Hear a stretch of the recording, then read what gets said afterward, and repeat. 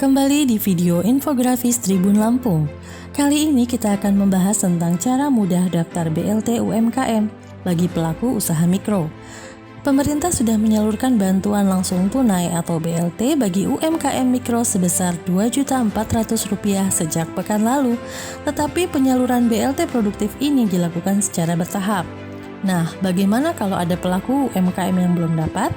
Bagi pelaku UMKM yang belum mendapatkan BLT produktif ini, masih bisa mengajukan atau mendaftarkan ke Dinas Koperasi Usaha Kecil Menengah, Kabupaten atau Kota di seluruh Indonesia. Mau tahu cara dan persyaratannya? Kita simak video infografis berikut ini.